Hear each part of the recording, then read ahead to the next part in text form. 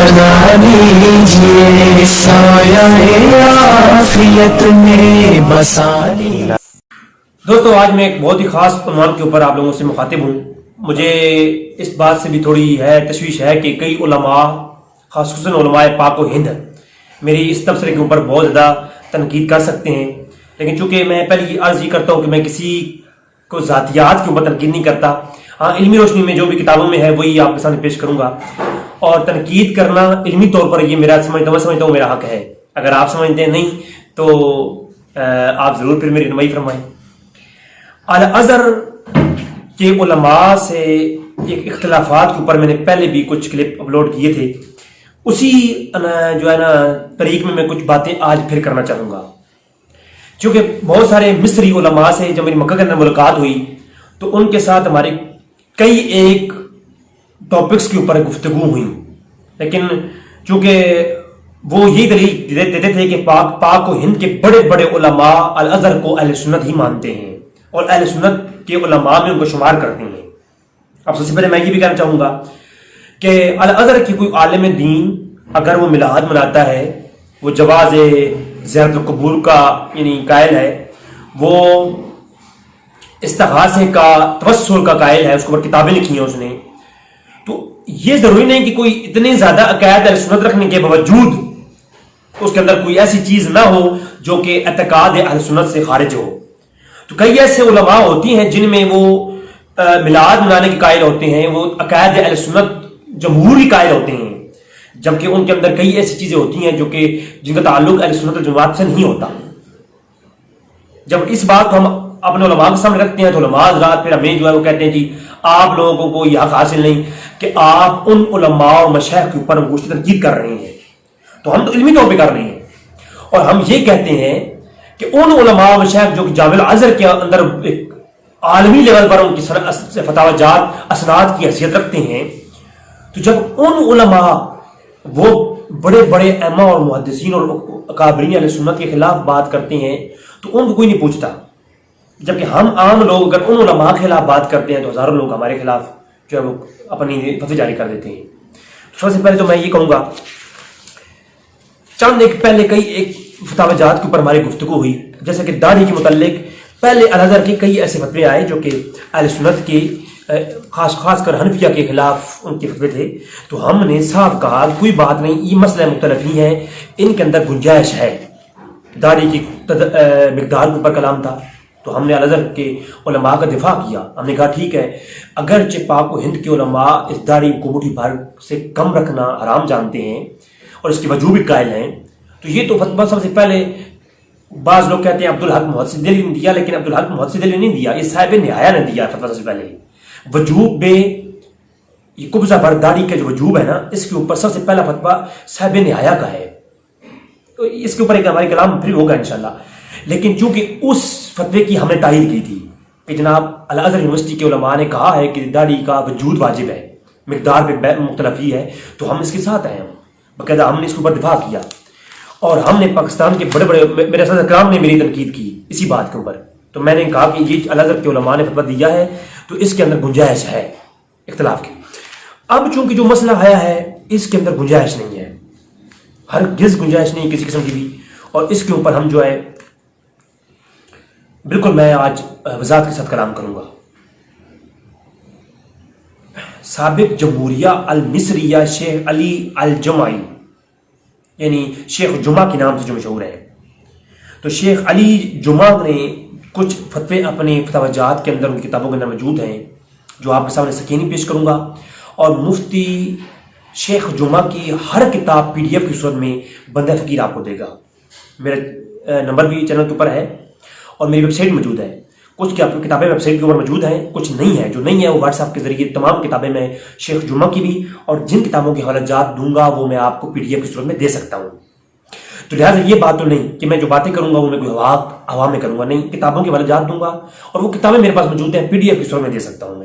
میں یا تو بتا سکتا ہوں یا دے سکتا ہوں، دکھا سکتا ہوں، باقی تنقید کریں جو لوگ کرنا چاہتے ہیں کریں، اور میں عرب کے خلاف بھی نہیں بول رہا، میں چند ایک علماء اور مفتیان کرام کے خلاف بھی نہیں ہوں، ان کی برگاہ میں گزارشات کر رہا ہوں۔ کثیر تعداد میں علماء اور مشائخ پاکستان اور پاک و ہند کے اندر سے الازہر یونیورسٹی کے اندر جاتے ہیں اور وہ اپنے جو ہے نا شوق کے ساتھ اپنے سال الازہری لکھواتے ہیں. اب چونکہ پاکستان کے اندر جو تعلیمات ہیں مدارس کے اندر وہ اس حد کے اس لیول کی نہیں ہے کہ ہر بندہ اتنا بڑا عالم دین بن کے نکلے. جب وہ وہاں جاتا ہے تو پھر ان اعتقاد کا جو الازہر یونیورسٹی کے اندر رائج ہے یا الازہر کے اندر جو رائج ہیں تو جو شیخ علی جمعہ جیسے علماء اور مفتیان کرام کے فتوے ہیں ان کا قائل ہو جاتا ہے اور ان کی اتباع میں لگ جاتا ہے. اور جب پاکستان اور ہندوستان میں واپس لوٹ کے آتا ہے تو اس کی اعتقاد میں خارجیت داخل ہو چکی ہوتی ہے. اب بعض لوگ کہتے ہیں جی وہ تو میلاد مناتے ہیں، وہ اہل سنت کے عقیدت مندوں کی قائل ہیں. بھائی صرف یہ دو چیزیں دیکھ لیں تو اس کا مطلب یہ نہیں کہ وہ جو اہل سنت میں سے ہیں. تو اگر ان کے کوئی بڑے اصولوں میں سے کوئی خلاف ورزی کر رہے ہیں اہل سنت کی تو وہ اہل سنت سے خارج ہو جائیں گے. وہ انشاءاللہ آپ کے سامنے آج میں وضاحت رکھوں گا. تو بعض علماء خصوصاً الازہر یونیورسٹی کے جو اساتذہ کرام ہیں اور خاص کر یہ علی جمعہ صاحب ہیں جن کا پورا فتویٰ پوری دنیا کے اندر ایک سند کی حیثیت رکھتا ہے، تو محمد علی جمعہ صاحب کے یہ فتوے وہاں پیش کی جاتے ہیں عوام الناس کے سامنے اور عوام ان پہ عمل کرتی ہے، چاہے وہ عرب ہو عجم ہو، بلکہ عرب کے جو برطانیہ افریقہ یہ تمام تر ممالک میں خاص کر ان علماء کے فتوے بطور سند مانے جاتے ہیں. تو سب سے پہلے فتویٰ دیا گیا علی جمعہ کی طرف سے کہ ایک اجنبی عورت کے ساتھ ایک اجنبی مرد مصافحہ کر سکتا ہے. اب یاد رکھیں سب سے پہلے یہ فتنہ رافضیت کے اندر داخل ہوا ایران کے اندر اور دیگر ان ممالک کے اندر، جنہوں نے یہ کہا کہ گھر کے اندر عورت شارٹس پہن کر یعنی ناف کے اوپر والا حصہ خاص عورت اس کو اوپر پردے میں کر لے اور زیر ناف خاص شرمگاہ والی جگہ وہ جو ہے اس کو بھی پابند کر لے، اس کے اوپر پردہ کر لے. باقی رانے گھٹنے اور ناف والا حصہ اور باقی جسم سارے جو ہے ننگا بھی رہے. تو باپ کے سامنے، بھائی کے سامنے اور گھر کے افراد، بہن کے جو ہے وہ ہسبینڈ کے سامنے اور دیگر ان رشتہ داروں کے جو گھر کے ممبران ہوتے ہیں ان کے سامنے عورت جا سکتی ہے اپنا جسم کھول کے. یعنی جو عورت کے خاص حصے ہیں ان کو شارٹس پہن کر کے سمپل عورت جو ہے اپنے گھر والوں کے سامنے کھلی گھر میں گھوم سکتی ہے، اپنے بھائیوں کے سامنے، باپ کے سامنے. سب سے پہلے یہ فتویٰ ایران سے جاری ہوا، کتابوں میں موجود ہے اور اس کے اوپر میں ویڈیوز بھی ہیں، وہ ایک رد رافضیت کے اوپر کام کروں گا تو میں لاؤں گا. اور اسی طرح کا فتویٰ اہل سنت میں داخل کرنے کی کوشش کی گئی الازہر سے. الازہر کے علماء نے یہ فتویٰ جاری کیا، چاہے جائے کہ وہ اس طرح کا نہیں ہے لیکن اس کے اندر اہل سنت کے اصولوں کی خلاف ورزی کرتے ہوئے یہ مباح اور جائز قرار دیا گیا کہ ایک اجنبی عورت کے ساتھ اجنبی مرد مصافحہ کر سکتا ہے، یہ فتویٰ جاری کیا. اس کے علاوہ بھی کئی ایک فتوے ہیں شیعہ کے متعلق، یہ ان کا بیان الفتاویٰ ہے جناب شیخ علی الجمعہ کا البیان الفتاویٰ. یہ بیان الفتاویٰ آپ مجھ سے دونوں کی دونوں جلدیں لے سکتے ہیں، ٹھیک ہے. یہ کوئی کئی نئی بات نہیں ہے، یہ عوام میں نہیں پھینک رہا، آپ مجھ سے لے سکتے ہیں PDF صورت میں لیں، بلکہ میں ایک ہفتے کے اندر یہ آپ میری ویب سائٹ RaziBhaiyaOnline.com کے اوپر یہ کتابیں اپلوڈ ہو جائیں گی، کیونکہ میرے بیان کے بعد پھر میرے دوست احباب اس کو اپلوڈ کرتے ہیں. اچھا، تو اب جو ہے صحیح العقیدہ لوگ ہمارے جو صدر نو انسل جو ہے علماء جو یہاں سے الازہر پڑھنے جاتے ہیں وہ ان کے اعتقاد میلاد اور علم الغیب اور توسل کے عقائد دے کر کے ان کو سنی سمجھتے ہیں اور ان کے باقی جو فتوے ہیں ان کو بھی صحیح مان لیتے ہیں اور پھر فتنے کے اندر شکار ہو جاتے ہیں. تو اس طرح جو ہمارے جو علماء ہیں انہوں نے اس کے اوپر کافی تحقیق کی ہے. السابق الجمہوریہ مصری شیخ علی الجمعی جو ہیں انہوں نے ان کی دو جو منظر عام پہ کتابیں ہیں اور ایک وہ جو خدا نخواستہ میں یہ کہوں گا کہ ایک فتنہ ہے، میں کسی حد تک یہ کہہ سکتا ہوں، مجھے اس کا حق ہے، ٹھیک ہے. اور وہ اس لیے کہ اس کے اندر ایسی کچھ چیزیں ہیں تو یورپ کی تمام تر وہ جو سوچ ہے، فکر ہے، اس کو داخل کیا جا رہا ہے مسلمانوں کے اندر. اب محمد علی جمعہ نے یہ غیر محرم یعنی ایک اجنبی عورت کے ساتھ ہاتھ ملانے کو مباح اور جائز قرار دے دیا اور پھر فتویٰ دیتے ہوئے ساتھ میں یہ بھی کہا کہ اب یہ ویڈیوز بھی ہیں ان کی، آپ YouTube پہ جائیں، اس کے بارے میں ان کی ویڈیو بھی ہے صرف لکھی ہوئی بات نہیں، ویڈیو بھی ہے. اور باقی تو جہاں شیعہ کا غلبہ ہے، یعنی ایران ہو گیا یا دیگر ممالک، ان میں تو وہ کہتے ہیں ہاتھ دور کی بات ہے، اگر اپنے جسم کو کھلا چھوڑ کر بھی نا اپنے گھر میں جو افراد ہوتے ہیں تو ان کے سامنے، دیور کے سامنے، ان کے سامنے جا سکتی ہے، آ سکتی ہے، کوئی ایشو نہیں ہے اس کے اندر. تو خیر اس کے اندر الگ کلام ہے ہمارا، لیکن یہ اہل سنت کی بات ہو رہی ہے یہاں پر. حقیقت یہ ہے کہ اہل سنت جماعت کا ہمیشہ عقیدہ رہا ہے، کوئی شیخ، کوئی استاذ اپنی طالبہ کے ہاتھ پر، اپنی طالبہ کے سر پر ہاتھ رکھے، یا اس کو بوسہ دے، یا اس کا ہاتھ اپنے ہاتھ میں لے، یہ مصافحہ کرے، یہ ہرگز جائز نہیں، یہ ناجائز ہے، یہ درست نہیں، یہ عقیدہ اہل سنت ہے. اس کے اوپر میں آگے دلائل بھی دوں گا. اور یہ بھی یاد رکھیں کہ ہم اہل سنت جماعت کے ہاں آج کل تو یہ بدعقیدگی اتنی پھیل چکی ہے کہ ہم لوگ پرواہ نہیں کرتے، جبکہ ہم اہل سنت کے ہاں ائمہ اربعہ سے انحراف، سواد اعظم سے انحراف ہے، اور اہل سنت سے خروج ہے، کہ جو ائمہ اربعہ کے اصول فقہ کی روشنی سے نکل کر کے اپنا اجتہاد الگ سے کرے، منفرد اجتہاد کرے، وہ اہل سنت سے خارج ہے، وہ اہل سنت نہیں ہے. اور وہ سواد اعظم سے بھی اس کا اختلاف ہے، وہ سواد اعظم کی جماعت سے بھی خارج ہے. ٹھیک ہے، یعنی ائمہ اربعہ کے فتوے سے انحراف، سواد اعظم سے انحراف ہے، بلکہ علماء نے حرام اور پھر اس کے مباح کرنے والے کو کافر تک کہا ہے. وہ ادھر میں نہیں جا رہا، صرف میں آپ کو سمجھا رہا ہوں تاکہ سنیوں کا عقیدہ بچ سکے، سنی جو ہے اپنے عقیدے کو بچا سکے. علی جمعہ نے اپنی ایک کتاب جس کے اندر بہت ظلم کیا، وہ ہے مشتدون، تشدد کے متعلق، یہ کس معاملوں میں تشدد کیا گیا ہے. نام سے جناب کتاب لکھی علی جمعہ نے، اس کے مقدمے میں بھی یہ اصول لکھا اپنا، جو کہ الازہر کا جدید اصول ہے. ہم الازہر کی توہین نہیں کرتے، یاد رکھیے، الازہر کو ہم شریف کہتے ہیں. ہم الازہر کی میں توہین نہیں کر رہا، اللہ مجھے معاف فرمائے. مجھے صرف ایک عالم دین سے اختلاف ہے جس کے فتوے الازہر کے اکابرین اور سلف الصالحین کے بھی اگینسٹ ہیں.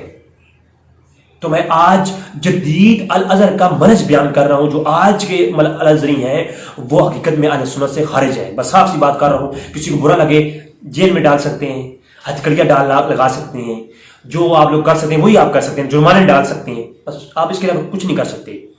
تو میں تو یہاں پر بھی کہتا ہوں، میں جب کئی ایک مسائل سب لوگ جانتے ہیں کہ یہ گفتگو کا پس منظر کیا ہے، یہ سب جانتے ہیں، تو میں وہ بھی کہتا ہوں، میں کہتا ہوں عدالت کے اندر ہی پیڑ لگاؤ، عدالت کے اندر ہی بٹھاؤ بیان کو، وہاں پر ہی ہم بات کریں گے، دکھائیں گے ہم آپ کو. ٹرانسلیٹر بٹھاؤ درمیان میں، ادھر عربی علماء بٹھا لو، مجھے اتنی عربی نہیں آتی، تو ٹرانسلیٹر بٹھاؤ درمیان میں، ٹرانسلیٹ کریں ہماری گفتگو کو.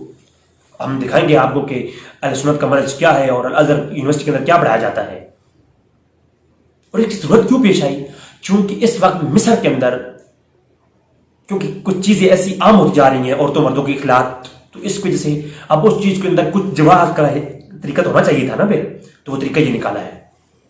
اب سب سے پہلے میں یہ کہوں گا کہ الازہر کے علماء، خاص کر شیخ علی جمعہ کا جو مشتدون کے اندر اور اپنی یہ جو انہوں نے لکھا ہے اپنی بیان، فتاوی البیان کے اندر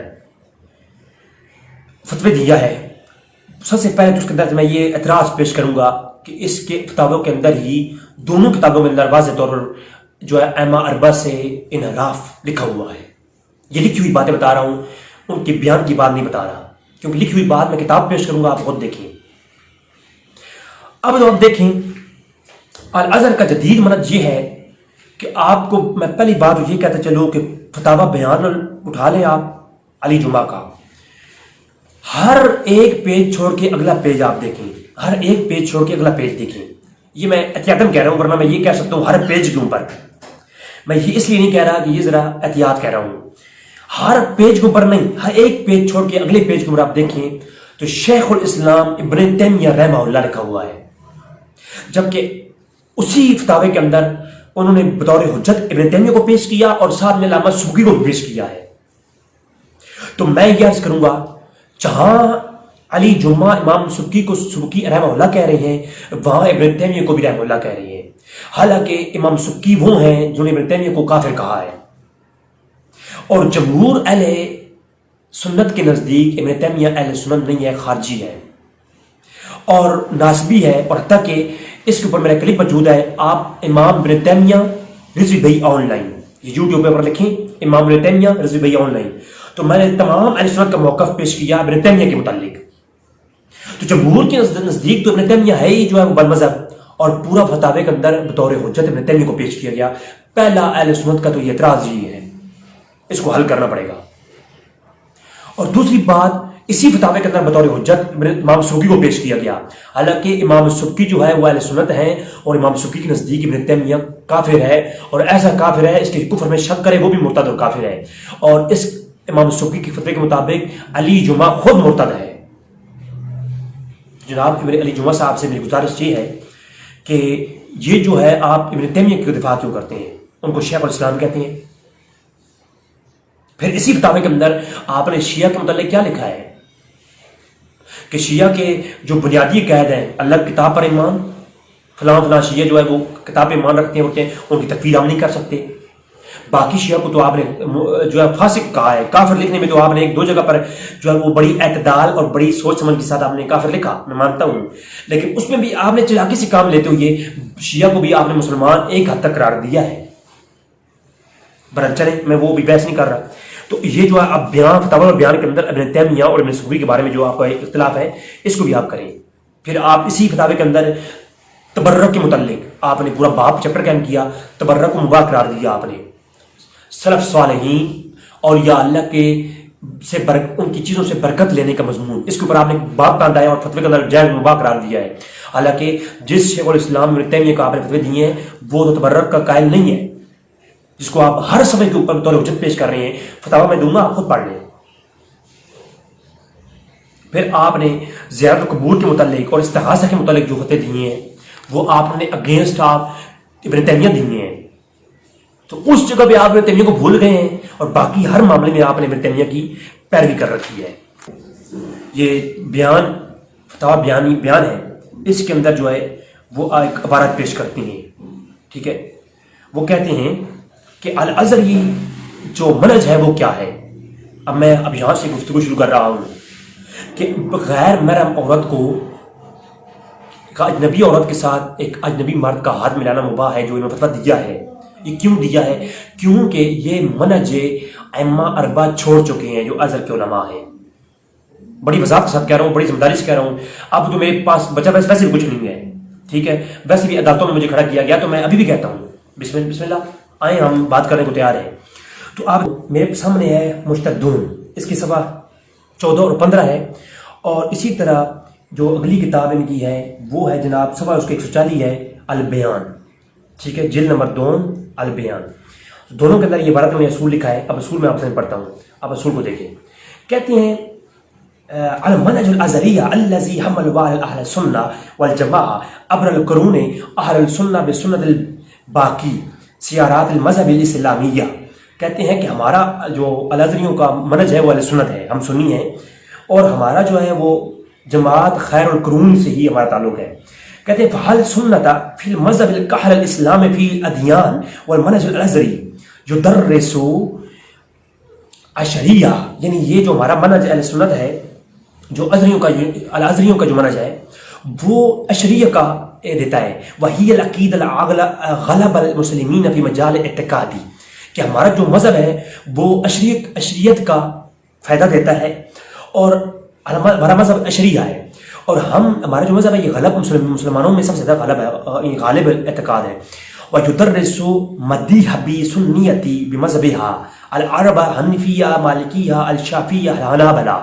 کہتے ہیں کہ ہمارا جو مذہب ہے وہ ائمہ اربعہ والا ہے، یعنی مذہب حنفیہ مالکیہ اور یہ.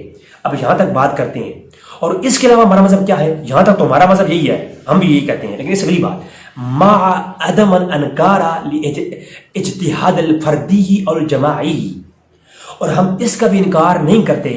اب یہ بات جو ہے یہ اہل سنت سے انحراف ہے.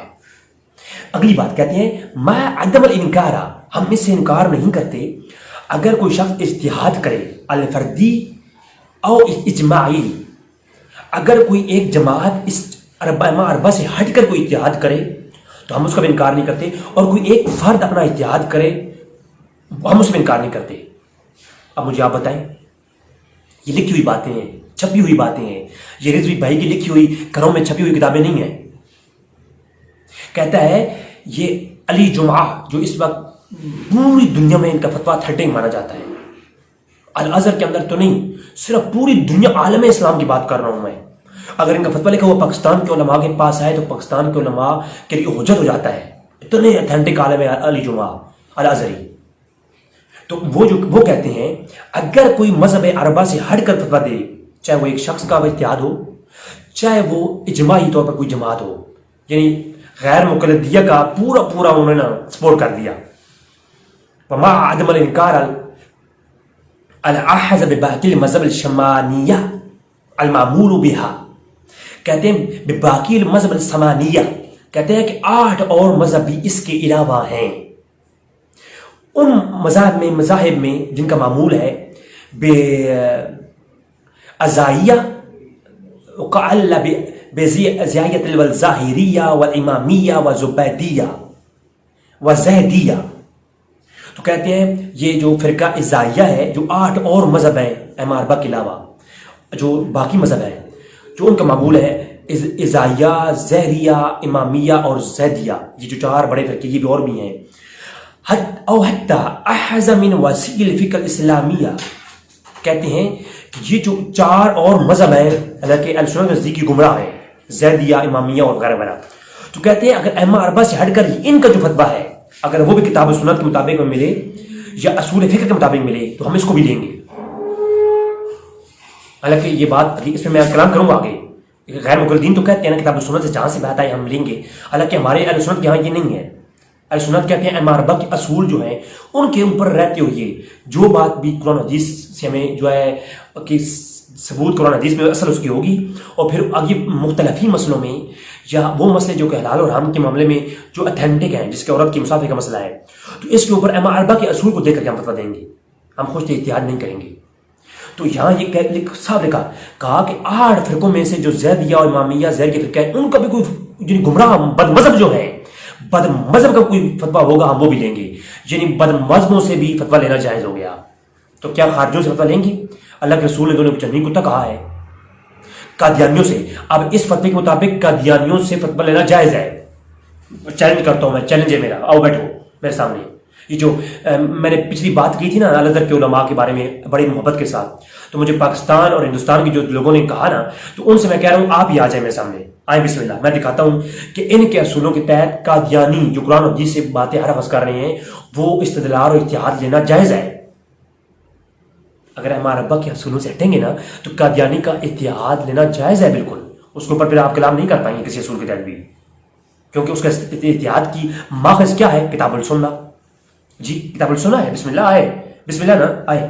اچھا کہتا ہے من خرج هذا الثمانية في المذهب المنقول في كتب الفقه وهي تربو على 80 مذهبا او حتى احز من الكتاب السنة بجلائم حاجات العصر ومصالح المصر وبما يلائم ان تلاقوا في هذا العالم الذي حولنا. اللہ اکبر. اب کہتے ہیں ان 4 ائمہ اربعہ کے علاوہ کوئی فتویٰ ہو وہ بھی، اور اس کے علاوہ 8 گمراہ فرقوں سے بھی کوئی ہو تو وہ بھی. اور پھر کہتے ہیں یہ حنبلی، شافعی، ائمہ اربعہ کے جو 4 مذہب ہیں یہ، اور جو باقی 8 ہیں وہ، ان کے آگے سب کیٹیگریز میں بہت سارے فرقے ہیں جن کی تعداد کتنی ہے؟ تربو علی 80 مذہبا، ان کے 80 فرقے ہیں. جو گمراہ فرقے ہیں ان کے بھی آگے 80 فرقے اور ہیں.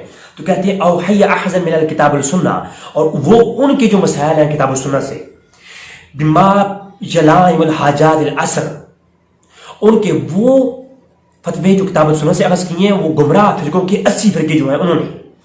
تو وہ آج کے زمانے کے اندر دیکھا جائے گا، آج کے زمانے کی خواہشات کو مد نظر رکھتے ہوئے اور آج کے زمانے کے معاملات و معمولات کو مد نظر رکھتے ہوئے، تو وہ مصالح المصر، اور مصر کے اندر معمولات جو ہیں ان کو دیکھتے ہوئے، تو اگر ان گمراہ فرقوں کے مذہب میں بھی کوئی ایسا فتویٰ ہے جو قرآن و سنت کے تحت ہے تو ہم کیا کریں گے؟ الانطلاق فی هذا العالم الذی حولنا، ہم ان کو پورے عالم کے اندر جاری و ساری کریں گے.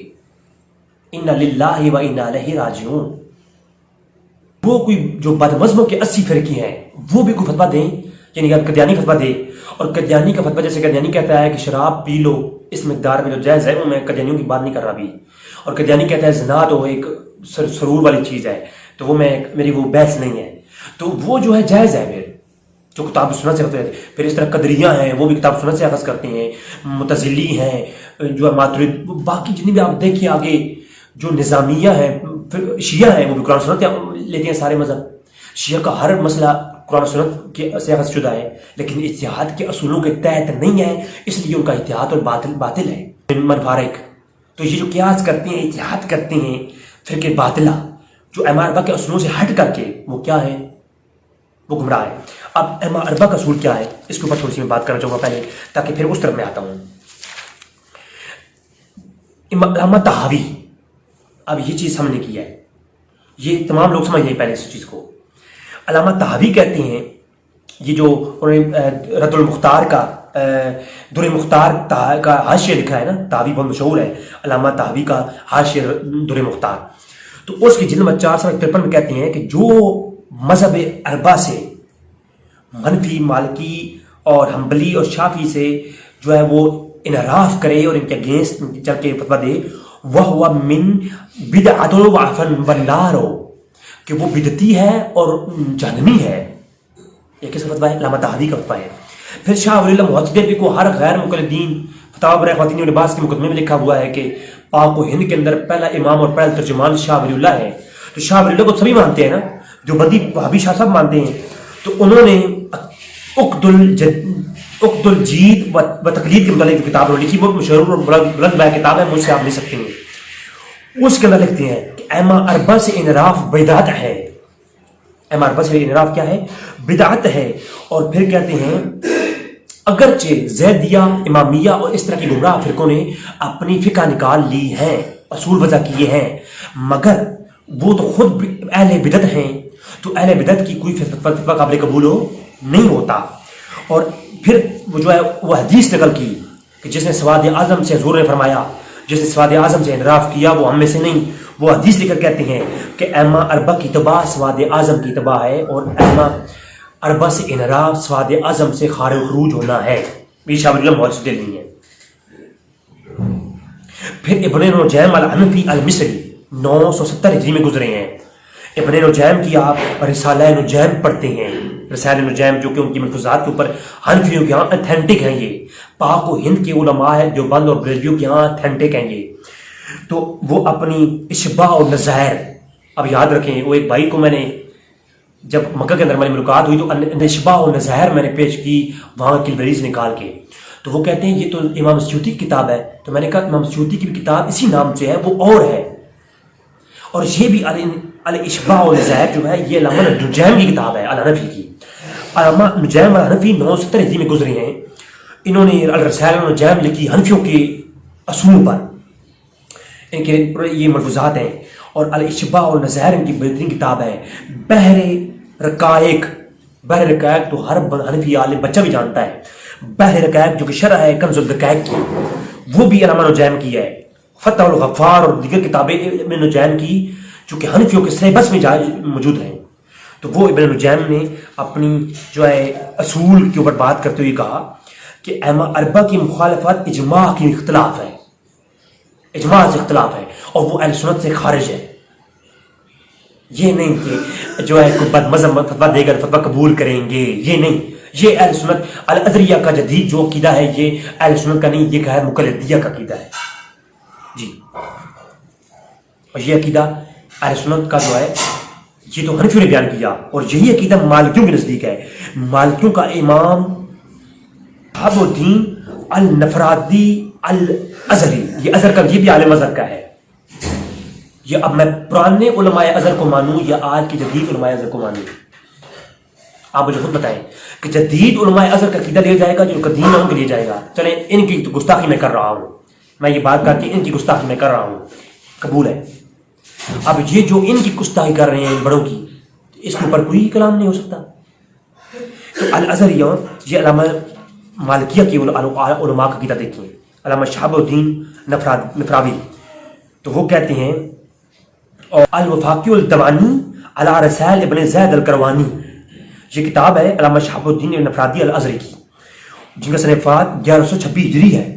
حنفیہ مالکیہ حنبلیہ کا جو عقیدہ ہے، یہ مالکیہ کے امام شہاب الدین کہہ رہے ہیں الفاقی الدوانی کے اندر، کہتے ہیں جو حنفیہ مالکیہ اور شافعیہ حنبلیہ کا مذہب ہے، اس کے علاوہ تقلید کرنا حرام ہے، کسی کی اتحاد تقلید کرنا حرام ہے، چاہے وہ زیدیہ ہوں امامیہ ہوں، اور ان کے اتحاد سے انحراف اہل سنت سے انحراف ہے۔ یہ ہے مالکیہ کا نظریہ، حنفیہ اور مالکیہ کا نظریہ سامنے آ گیا۔ پھر اسی طرح بحر محیط علامہ بدر الدین زرکشی، اب علامہ زرکشی کا نام کون نہیں جانتا، وہ کیا کہتے ہیں؟ کہتے ہیں ائمہ اربعہ حق ہیں اور ان کے خلاف ہرگز جائز نہیں کہ کوئی بندہ بھی فتویٰ دے۔ اب میں یہ صرف عبارات کے ترجمے پڑھ رہا ہوں، اگر عبارات پیش کروں گا تو یہ کلپ 34 منٹ کا ہو گیا ہے، 35 منٹ کا، تو یہ پھر 2 گھنٹے کا کلپ ہوگا، کیونکہ اصل موضوع بھی باقی ہے، ابھی میں صرف مقدمہ پیش کر رہا ہوں۔ پھر یہ تو ہو گیا مالکیہ حنفیہ کا عقیدہ۔ اب مالکیہ حنفیہ اور جو ہے یہ حنبلیہ کا جو ہے وہ عقیدہ سامنے آ گیا۔ اب عقیدہ آتا ہے شافعیوں کا، امام جلال الدین سیوطی اشباح النظائر، وہی والی کتاب جو ابن نجیم کی کتاب ہے اشباح النظائر، اسی نام سے انہوں نے کتاب لکھی۔ شافعی عالم ہے امام سیوطی، 911 ہجری سے وفات ہے آپ کا۔ تو وہ علامہ سبکی کے حوالے سے لکھتے ہیں کہ علامہ سبکی کہتے ہیں جو ائمہ اربعہ کی مخالفت کرے وہ اجماع کا منکر ہے، وہ اجماع کا منکر ہے۔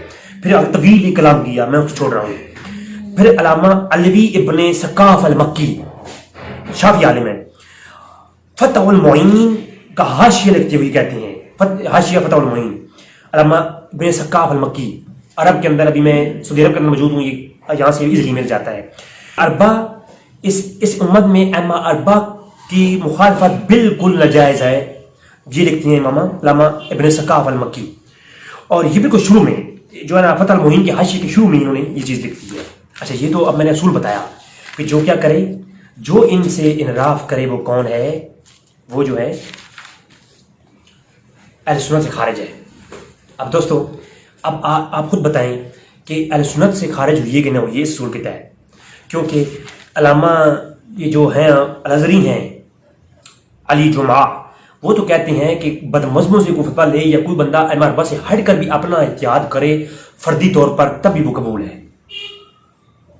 اور پھر اپنی مذہب کے مطابق اب دیکھیں نا، اب اسی وجہ سے دیکھیں، اب اگر حالات ایسے ہیں کہ عورتیں جو ہے وہ آؤٹ آف کنٹریز میں، پاکستان اور ہندوستان کے علاوہ عورتیں ہاف لباس پہنتی ہیں، وہ تو عام روٹین میں یورپ کے اندر آپ دیکھیں، برطانیہ میں دیکھیں، وہ گھوم رہی ہوتی ہیں جسم ننگا لے کر کے۔ اب اس سارے ایک دور حاضر کے معاملات کو دیکھ کر کے تو اس کے اوپر انہوں نے یہ اصول بنا دیا کہ دور حاضر کو دیکھ کر کے اگر کسی بات مذہب کا عقیدے پر کوئی جو ہے وہ قرآن و سنت سے دلائل موجود ہیں وہ لے لیے جائیں۔ اس طرح تو آج ہاتھ ملانے کو جائز کہا ہے، کل کہیں گے جی جو ہے عورت چاہتی ہے ہاتھ ملانا، تو اس کا اگر ہاتھ نہیں ملائیں گے تو وہ دل دکھتا ہے اس بیچاری کا، تو عورت کا دل ٹوٹ جائے گا۔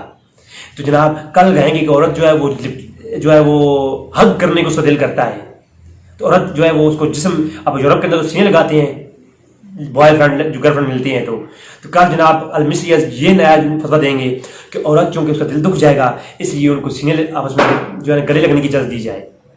تو گلے لگنے کے بعد پھر کہا جائے گا جی فرینچ کس کی اجازت دے دی جائے، کیونکہ فرینچ کس تو کوئی چھپ کے تو نہیں کرتے، وہ زہر ہی کر رہے ہیں لوگ، تو زہر میں جب ملتے ہو یہ کس کر لیں تو اس میں کیا حرج ہے، ہونٹوں میں آ جائیں گے۔ تو پھر کچھ عرصے کے بعد کہہ دیں گے جی کوئی بات نہیں، جب اتنا کچھ ہے تو جب لڑکی لڑکا راضی تو کیا کرے گا قاضی۔ تو پھر یہ اسلام کے اندر ایک فتنے کے علاوہ کچھ بھی نہیں ہے۔ یہ اسلام کے اصولوں کو نہ چھوڑا جائے، اسلام کے جو بیسک اصول ہیں ان سے آپ فروعی مسائل کے اندر بے شک گنجائش ہے چیزوں کی۔ ہم خود، میں داڑھی کے متعلق خود کلام نہیں کر چکا، حنفیہ مالکیہ کے اگینسٹ کلام کر چکا ہوں، تو آپ پھر وہ کہتے ہیں تو وہ اصول جہاں پر فروعی مسائل میں جہاں گنجائش موجود ہو وہاں ہم بھی کہتے ہیں، لیکن اس کا مطلب ہرگز یہ نہیں آپ اصول دین کو ہی بدل ڈالیں۔ تو لہٰذا یہ چیز بھی ہو گئی۔ تو اب جو ہے غیر مقلدیوں کو پروموٹ کرنے کے لیے انہوں نے یہ بھی فتوے اس طرح کے اپنی کتابوں میں لکھ دیے۔ اب اجنبی عورت کا مصافحہ کرنے کے متعلق میں اگر عبارات پڑھوں گا اور اہل سنت کی اور حدیث کی طرف جاؤں گا تو چیپٹر حدیثوں کے متعلق ہے کہ عورت کو ہاتھ لگانے کا کیسا ہے، اس کے بارے میں اللہ کے رسول نے کیا فرمایا, کہاں کہاں اللہ کے رسول کے سامنے عورتیں آئیں اور رسول ان سے ہاتھ نہیں ملایا. وہ تمام تر باتیں اگر بخاری, مسلم اور دیگر کتب سے پیش کروں گا, ایک طویل بحث ہو جائے گی. میں مختصراً اختصار قرآن اور حدیث کی چند ایک اختصار اور برکت کے لیے پیش کرنا چاہوں گا. سورہ نور کے اندر آیت نمبر 30 میں اللہ نے شاید فرمایا کہ آپ اے نبی آپ مسلمانوں سے کہہ دیں کہ وہ اپنی نگاہوں کو نیچے رکھیں اور شرمگاہوں کی حفاظت کریں, یہ ان کے لیے بہت پاکیزہ عمل ہے, بہت پاکیزہ ہے. تو اس میں اس آیت کے اوپر شافعیہ نے مطلقاً حکم جاری کیا کہ عورت کو جو ہے وہ چھونا, ہاتھ ملانا, جب دیکھنا, مطلقاً دیکھنا ہی حرام ہے.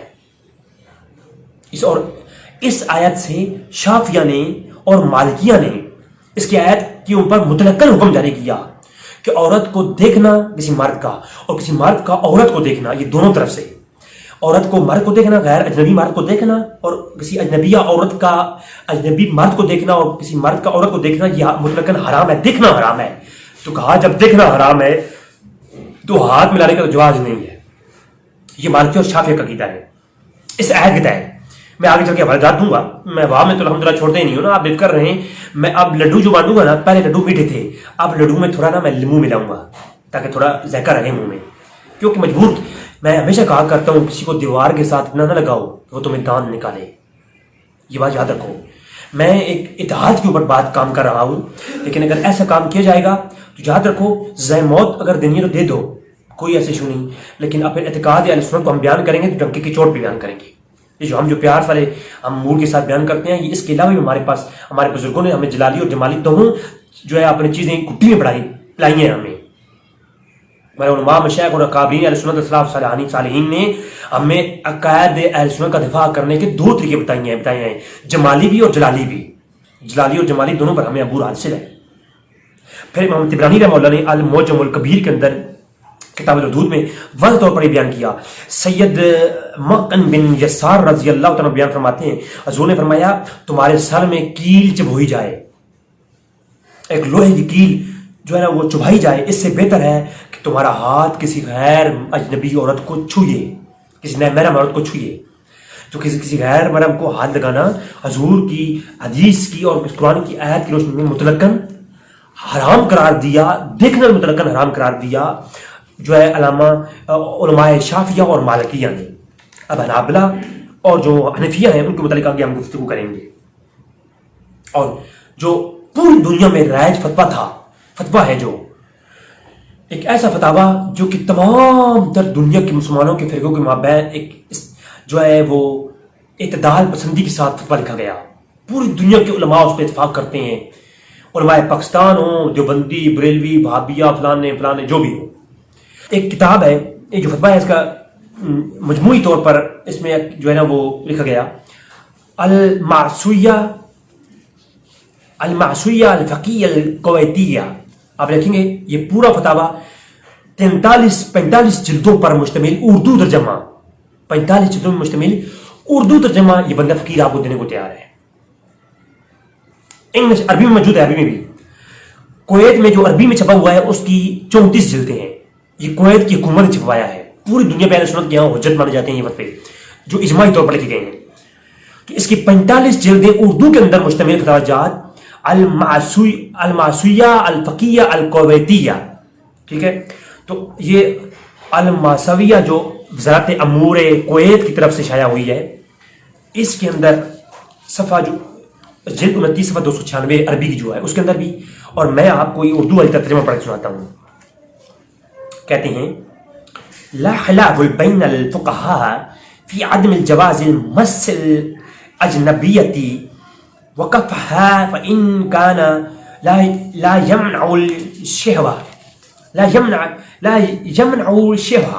یعنی واضح لفظوں میں کہا لا خلاف بین الفقہاء ہے, اما اربع کے نزدیک, فقہا کے نزدیک اس میں کوئی اختلاف نہیں فی عدم الجواز مس اجنبیتی, کسی اجنبی عورت کو کسی مرد کا ہاتھ لگانا, چھونا, ہاتھ ملانا, یا کسی اجنبی مرد کا کسی عورت کو ہاتھ ملانا یہ مطلقاً حرام ہے. اس پر کسی فقہا کا کوئی قول نہیں ہے, اس میں کوئی بھی جو ہے اختلاف نہیں ہے.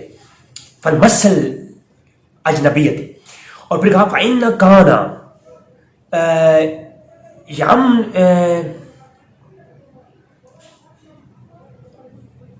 لِيَعْمَلُ الشَّهْوَةَ فَإِنَّهُ كَانَ لِيَعْمَلُ الشَّهْوَةَ، یعنی اگر بے شک اس کی نیت میں شہوت نہ بھی ہو، لیکن ایک ایسا شخص، ایسا آدمی جس کے اندر شہوت نہ ہو، یعنی کسی عورت کو ہاتھ ملانے میں کوئی فیلنگز نہ ہو الٹی سیدھی، پھر بھی اگر وہ ہاتھ ملاتا ہے تب بھی نہیں، جائز نہیں ہے.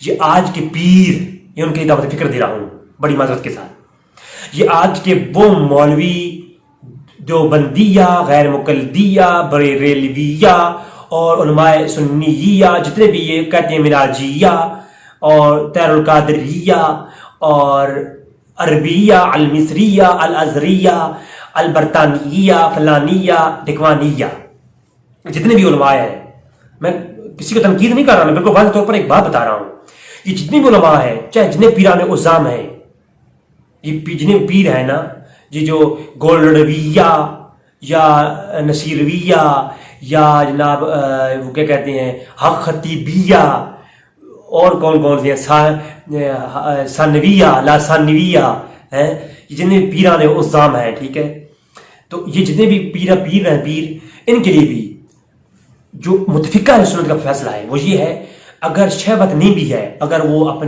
اس نے شریعت کے تمام تر چیزوں کو پڑھا ہے، اس نے تزکیہ نفس کر لیا ہے، اس نے سامنے تلمس طے کیا ہے آقا کی برگاہ میں اور یا اللہ کی برگاہ میں، اس نے اپنے نفس کو بالکل صاف کر لیا، اس کے ذہن میں عورت کے لیے کوئی شہوت نہیں باقی نہیں رہی، اگر کوئی بزرگ بھی ہے پھر بھی جو ہے حکم یہی ہے کہ وہ عورت کو چھو نہیں سکتا، وہ عورت کو چھونا حرام ہے. ایسے شخص کی لفظ ہے میں لا یمنع شہوہ، اس کے لیے بالکل چاہے شہوت اس میں نہ بھی ہو تب بھی ہاتھ ملانا جائز ہے. یہ علماء اہل سنت فقہاء اربعہ کے نزدیک اصول اور قانون ہے، اور اس میں کوئی فقہاء میں اختلاف نہیں کہ اجنبی عورت کے ہاتھ کو یا چہرے کو چھوئے یہ حرام ہے، چاہے وہ شہوت سے خوف نہ بھی ہو، خوف ہو. اچھا، یہ حکم جوان عورت کے لیے ہے. اب بوڑھی عورت کے متعلق اگر فتنے کا ڈر ہو تو بوڑھی عورت کو آپ ہاتھ نہیں ملا سکتے، ٹچ نہیں کر سکتے، لیکن اگر بوڑھی عورت ہو تو اس کو آپ، یہ قول حنفیہ اور حنابلہ کا قول ہے کہ بوڑھی عورت کو آپ چھو سکتے ہیں اگر فتنے کا خوف نہ ہو. ادروائز مالکیہ اور شافعیہ کہتے ہیں مطلقاً حرام ہے، چاہے کوئی بوڑھیا ہے، چاہے کوئی جوان ہے، چاہے کوئی بچی بھی ہے اس طرح کی جس کے اندر جوانی کی کچھ تاثرات پائے جاتے ہیں تو اس کو چھونا حرام ہے.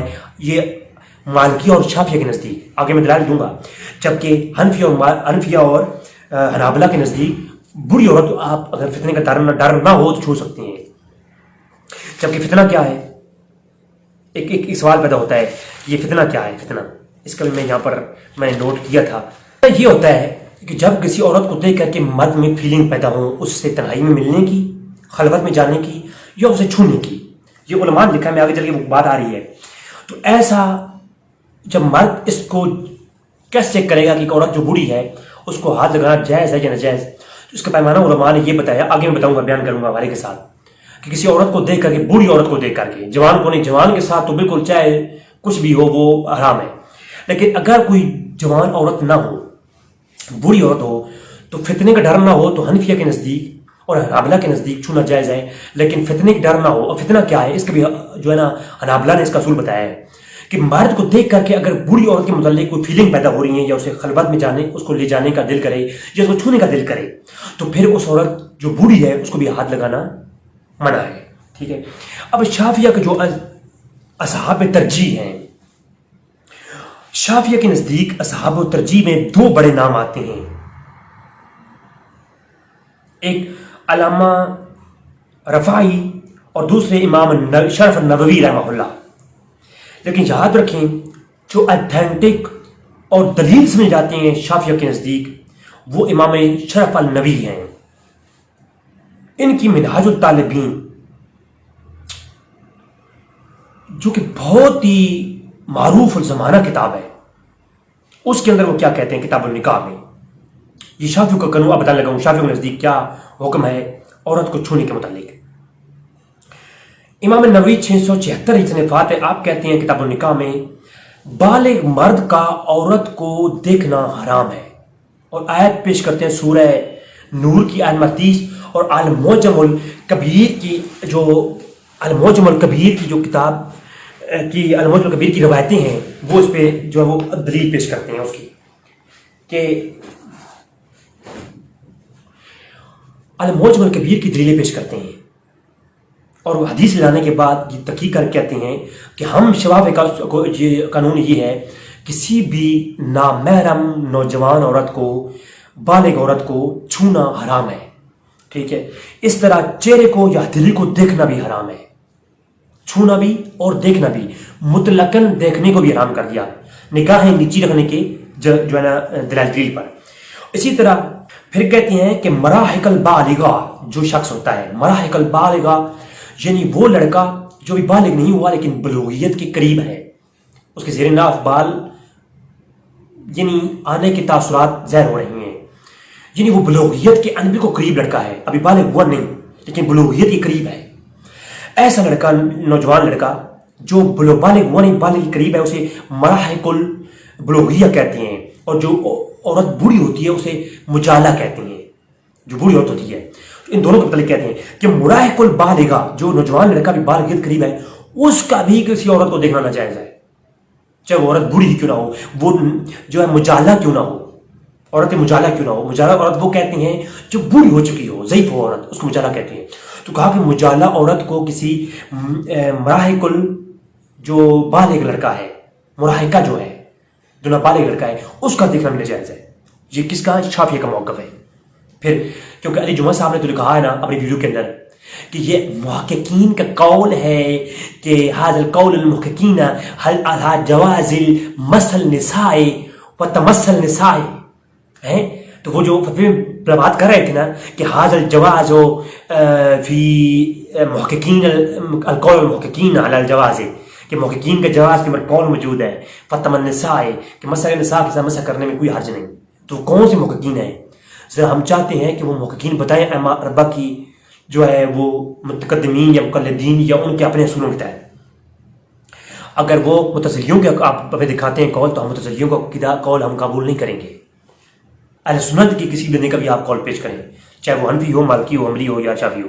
اچھا پھر کہتے ہیں یعنی امام نبی کہتے ہیں کہ امام رافعی شافعی نے عورت کو دیکھنے کا جواز پیش کیا ہے، حالانکہ وہ ہمارے شافعی ہیں. اب رافعی بھی جو ہے وہ اصحاب ترجیح شافعیہ میں سے ہیں، یعنی جن کو شافعی حضرات حجت سمجھتے ہیں ان میں سے ہیں. لیکن جب رافعی اور نووی کا آپنا سامنا ہو جائے تو نووی کا قول پہلے لیا جاتا ہے، رافعی کے قول کو چھوڑ دیا جاتا ہے. تو امام رافعی شافعی کا رد کرتے ہوئے امام نووی کہتے ہیں کہ یہ جو مناہج الطالبین کتاب ہے نا امام نووی کی، اس کے اندر کہتے ہیں کہ عورت کا مرد کو زیر ناف دیکھنا، گھٹنے سے اوپر دیکھنا حرام ہے. اس کے اندر رافعی نے کچھ جو ہے نا وہ ایسی قول پیش کیے نا، ان کے اوپر پھر رد کیا، کہا کہ دیکھنا حرام ہے. اور باقی صحیح یہ ہے کہ امام نووی جو کہتے ہیں کہ صحیح یہ ہے کہ عورت کو مرد کا جیسے دیکھنا مطلقاً حرام ہے، ایسے مرد کا عورت کو دیکھنا بھی مطلقاً حرام ہے. اور اسی طرح جب کسی عورت کو دیکھنا بھی حرام ہے تو اسی طرح کسی مرد کا عورت کو چھونا حرام ہے، اور کسی عورت کا کسی مرد کو چھونا حرام ہے. یہ جناب کس میں ہے؟ یہ منہاج الطالبین علامہ نووی کی کتاب ہے، اس کے اندر موجود ہے. کتاب و نکاح کا چیپٹر کھولیں گے یہاں پر آ جائے گا. پھر یہاں پر یہ بات نہیں، اگلی بات سنیں. پھر شافعیوں کے ہاں جو منہاج الطالبین کی شرح لکھی گئی ہیں، دو ایسی شروع جن کو آج پوری شافعیت ان کے اوپر انحصار کرتی ہے. ایک نہایت المحتاج فی شرح منہاج الطالبین علامہ الرملی علامہ شمس ارملی کی کتاب ہے، اور دوسرے تحفۃ المحتاج الشرح منہاج الطالبین علامہ ابن حجر المکی الحزمی کتاب ہے، المصری کی. اب یہ ابن حجر جو ہے نا یہ بھی ان کو ازہر کے علماء کو مانے یا ان کو مانے، یہ بھی مصری ہیں.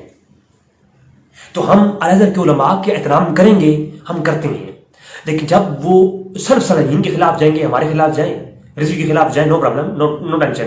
میرے تو خلاف خیر آج کل ویسے بھی لوگ پڑھے ہوئے ہیں، تو میرے خلاف جائیں، نو پرابلم. لیکن جب آپ علماء متقدمین کے خلاف جائیں گے تو پھر ہم متاخرین چپ نہیں رہیں گے. جی تو ان کے ہاں جو کتاب ہے علامہ ابن حجر کی جو تحفۃ المحتاج فی شرح المنہاج ہے، اس کے اندر انہوں نے صاف یہ ساری وضاحت انہوں نے بڑی وضاحت کے ساتھ لکھ دی ہے. اور یہ دونوں کتابیں جو شرح ہیں منہاج الطالبین کی، تحفۃ المنہاج، تو کہتے ہیں جو مسئلہ جس مسئلے پر یہ دونوں کتابوں کا اتفاق ہو جائے وہ شافعیوں کے ہاں جو ہے وہ فتویٰ اسی پر ہوتا ہے. یہ اصول ہے، آپ ان دونوں کتابوں کے شروع میں پڑھ سکتے ہیں، مقدمے میں بھی، یا اصول شافعیہ کتاب ہے اس کو پڑھ سکتے ہیں. اب تحفۃ المحتاج جو ابن حجر کی ہے اور نہایت المحتاج جو کہ علامہ شمس ارملی کی ہے، دونوں شافعی عالم اپنے روشنی میں فتویٰ دیتے ہیں ایک جیسا. کسی عورت کو کتاب و نکاح اسی جگہ پہ آگے، کسی عورت کو ہاتھ لگائے یا گلے لگائے یا چھوئے یا دیکھے یہ مطلقاً حرام ہے. ٹھیک ہے، بات ختم ہو گئی. اب یہ جو تھا شافعیوں کا، تو میں کہتا ہوں اگر آج آپ ہاتھ ملانے کو جائز کہہ رہے ہیں، کل گلے لگانے کے لیے بھی آپ کہیں گے، اور یہ لکھوا رہے ہیں مجھ سے، یہ آنے والے وقت میں ہوگا، کیونکہ ایران میں تو ہو گیا ہے نا. ایران میں تو اب ماں باپ بہن بھائیوں دیور کے ساتھ سب کو جو ہے وہ ننگا لے کے گھوم سکتی ہے، کوئی ٹینشن نہیں. صرف شارٹس پہن لے. شارٹس آپ سمجھتے ہیں شارٹ کسے کہتے ہیں؟ اب شارٹس کی مزید اچھا ورڈز میرے پاس نہیں جو میں شارٹس کو ایکسپلین کر سکوں. I don't not explain this word, sorry. اچھا، تو اب جو ہے حنابلہ حنبلیوں کا عقیدہ کیا ہے اس متعلق؟ یہ تو شافعی کا ہو گیا. پہلے میں نے متفقہ عقیدہ پیش کیا، اب اس کو بدلائل سنیں. شافعی کو میں نے وعدہ دے دیے. اب آتے ہیں حنبلیوں کی طرف. حنبلیوں کی بہت ہی مستند کتاب المتن الکنہ، کاف دو نقطوں والا نون اور ہا، المتن الکنہ. یہ کتاب ہے علامہ شرف الدین مقدسی کی، جو کہ بہت ہی بڑے جید عالم رحمہ اللہ. اور یہ کون تھے؟ یہ حنبلی عالم تھے بہت بڑے. ان کی جو ہے بارے میں یہ کہتے ہیں صاحب لفظوں میں المتن الکنہ کے اندر کہتے ہیں کسی جوان اجنبیہ عورت سے کو دیکھنا یا چھونا حرام ہے، ناجائز ہے. نوجوان کا لفظ استعمال کیا. اور علامہ بہوتی، علامہ منصور البہوتی، کون واقف نہیں ہے، ایک بچہ طالب علم بھی جانتا ہے کہ حنابلہ کے ہاں علامہ المنصور البہوتی کا کیا مقام ہے، جو کہ المصری ہیں، الحنبلی ہیں. یہ بھی مصری ہیں. ہاں جی، یہ مصر کے الازہر کے علماء ہیں. اب ان کی بات ہم لیں گے یا پرانوں کی باتیں لیں گے؟ یہ آپ مسئلہ آپ کرو گے اوپر ہے، میں تو صرف بات پیش کر رہا ہوں. تو علامہ بہوتی حنبلی الکشاف الفتاج، تو اس کے اندر کشاف الفتاج یہ جو شرح ہے جو ہے نا متن کناہ کی، متن کناہ کی شرح لکھی علامہ بہوتی نے، جو کہ علامہ مقدسی کتاب متن کناہ کی شرح لکھی ہے علامہ بہوتی نے، جس کا نام ہے کشاف الافتاح. یہ ساری کتابیں پی ڈی ایف اسٹور میں میں پہلے کہہ چکا ہوں، کتابیں ساری مجھ سے لیں پی ڈی ایف اسٹور میں. یہ پی ڈی ایف میں دے سکتا ہوں، میں اتنا ہی کر سکتا ہوں. یہ ہے عربی میں، یہ عربی میں ہے. باقی جو پچھلی کتابیں تھیں وہ اردو ترجمہ مل جائے گا. تو یہ جلد نمبر 2 میں صفحہ کتاب النکاح کے تحت کہتے ہیں مصافہ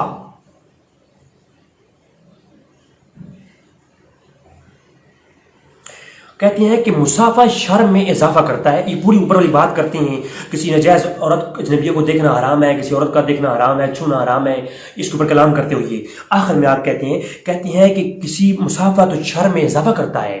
جب دیکھنا کے لیے نگاہ نیچی رکھنے کا حکم ہے تو مصافہ تو بطریق اولیٰ حرام ہے. تو کہتے ہیں ہاں بوڑھی عورت کے لیے جائز ہے اگر جو ہے، ابن منصور کہتے ہیں، ابن منصور بہوتی کہتے ہیں جو ہے بوڑھی عورت کے لیے جائز ہے، مگر علامہ مقدسی نے اسے مطلقاً حرام کہا ہے. بوڑھی عورت کے لیے بھی حرام کہا ہے علامہ مقدسی نے. لیکن وہ یہ کہتے ہیں جو میرے عالم میرے شیخ ہیں علامہ مقدسی، انہوں نے اس کو حرام کہا ہے کہ بوڑھی عورت کو بھی چھونا حرام ہے. لیکن میں یہ کہتا ہوں کہ بوڑھی عورت اگر فتنے کا ڈر نہ ہو تو چھونا جائز ہے. یعنی ایک مختلف ہی مسئلہ کس میں ہے؟ بوڑھی عورت کو چھونے اور نہ چھونے میں مختلف ہی ہے مسئلہ. اس کے علاوہ جوان عورت کو چھونا چاہے فتنہ ہو یا نہ ہو، چاہے دل میں کوئی خواہش ہو یا نہ ہو، مطلقاً اجماعی طور پر حرام ہے. اور جو اجماع کا انکار کرے اس کو آپ کو پتہ ہے کیا ہے.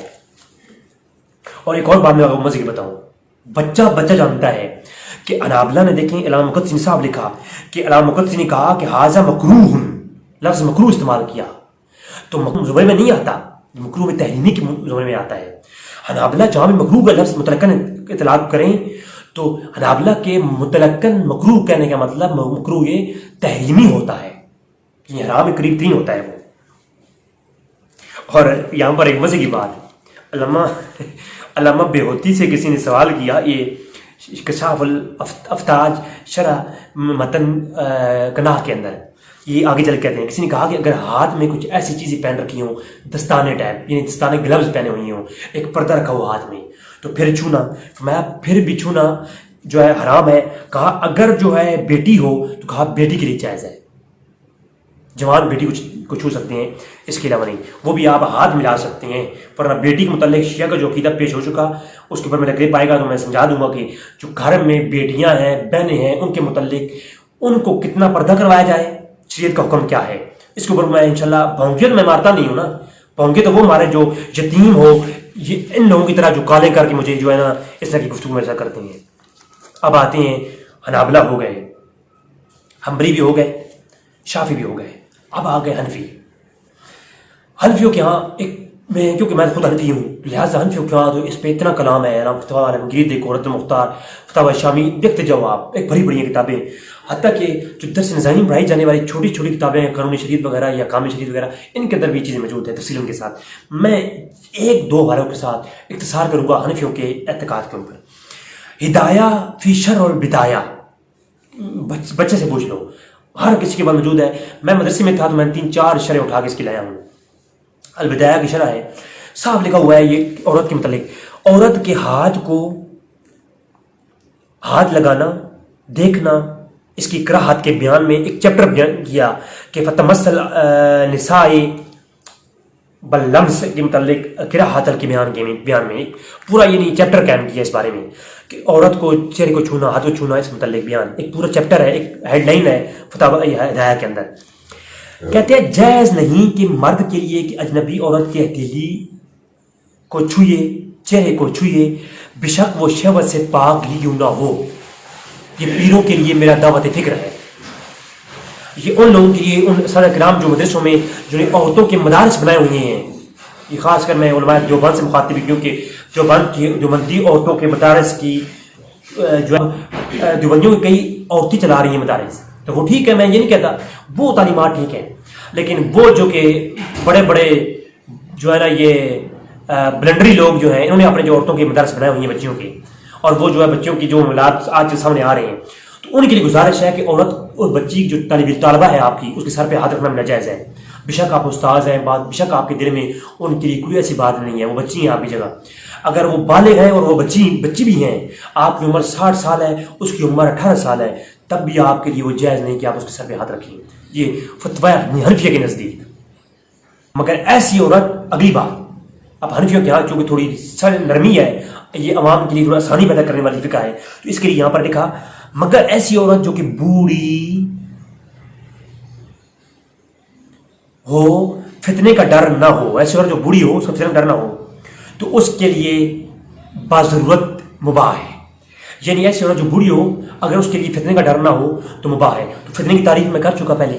فتنے کی تعریف یہ ہے کہ جس عورت کی طرف کسی مرد کا نفس ملائم نہ ہو، خلوت اختیار کرنے کی خواہش نہ رکھتا ہو، ٹھیک ہے، ایسی عورت ہو. اب چلتے ہیں مالکیہ کے نزدیک. شیخ احمد درید المالکی رحمۃ اللہ تعالی علیہ، شیخ درید المالکی جنہوں نے شرح الصغیر لکھی ہے، ٹھیک ہے، شرح الصغیر، درید المالکی شرح الصغیر جلد نمبر 460 پہ لکھتے ہیں. اور اس شرح صغیر کے اوپر جو کہ علامہ درید کی کتاب ہے المالکی کی، اس کا مالکی عالم علامہ صحابی مالکی انہوں نے حاشیہ لکھا ہے. تو علامہ صحابی مالکی حاشیے کے اندر بھی یہ تصریحات پیش کرتے ہیں، اور شرح صغیر کے اندر علامہ درید المالکی بھی یہ لکھتے ہیں کہ علامہ صحابی کا جو حاشیہ ہے اس کے اندر بھی، اور شافعیوں کی بہترین کتاب الاصل المدارک و ارشاد الصادق فی مذہب الامام المالک، ٹھیک ہے. تو یہ کتاب اور شرح صغیر کے اندر، تمام کتابوں کے اندر، اور حاشیہ صحابی کے اندر بھی، یہ 3 حوالے دے رہا ہوں، ان کے اندر صاف حساب موجود ہے جلد نمبر 370 کے اوپر. اور شرح صغیر کے اندر بھی علامہ درید مالکی الصحابی کہتے ہیں کہ ولا یجوز مصاحبۃ لرجل المراتی ولو متاجلہ، کہتے ہیں کہ جو متاجلہ عورت ہے اس کے ساتھ اس کو چھوڑ کر کے باقی جو عورت ہے اور مرد ہے، ولا یجوز، یہ جائز نہیں، مساوہ کرنا لرجل کسی مرد کا، والمرأة کسی عورت کے ساتھ، اور کسی عورت کا کسی مرد کے ساتھ، ولو متجالہ، جو متجالہ یعنی وہ عورت جو بوڑھی ہو، اس کے علاوہ باقی لوگ آپس میں کرنے کا یہ کوئی نہیں ہے۔ اور اگر فتنے کا ڈر ہو تو متجالہ کے ساتھ بھی مساوہ کرنا ناجائز ہے، لیکن فتنے کا ڈر نہ ہو تو متجالہ کے ساتھ مساوہ کرنے میں کوئی حرج نہیں ہے۔ ایک بوڑھی عورت کے ساتھ مساوے میں اختلاف ہے، باقی تو آپ اماربہ کی میں نے تصریحات پیش کر دی، یہ واضح طور پر سامنے آ چکا کہ یہ حنفیہ کا عقیدہ نہیں ہے، یہ اماربہ کا عقیدہ نہیں ہے۔ یہ جو آج کل کے مصر کے الازہری کے علماء عقیدے پڑھا رہے ہیں، یہ غیر مقلدیہ خارجیہ کے عقیدے ہیں، یہ عقیدہ ہرگز اہل سنت والجماعت کا نہیں ہے۔ لہٰذا یہ گزارش کروں گا ان لوگوں سے جو کچھ حضرات میں مکہ میں مجھ سے ملے، انہوں نے میرے سامنے اس لیے گفتگو کرنا شروع کر دی کہ آپ الازہر کے علماء کے خلاف کیوں بولتے ہیں۔ ہم الازہر کے علماء کے سب کے خلاف نہیں ہیں، ہم الازہر علماء کی چند ایک اعتقاد کے مجھ سے مخالفت رکھتے ہیں، جو کہ اعتقاد اماربہ سے انحراف ہے، اور ہم یہ کہتے ہیں جو اس کا انحراف کرے وہ اہل سنت سے خارج ہے۔ میں نہیں کہتا، یہ عقائد اہل سنت کے اصولوں میں سے ہے۔ دعائیں رب تعالیٰ میری بات سمجھنے کی توفیق عطا فرمائے، باقی کوئی ٹینشن نہیں، بس آپ سب علمی گفتگو کرنی ہے، ہم حاضر ہیں، باقی سب رستے آپ کے لیے کھلے ہیں، آپ جو چاہے کر سکتے ہیں۔ السلام علیکم ورحمۃ اللہ وبرکاتہ۔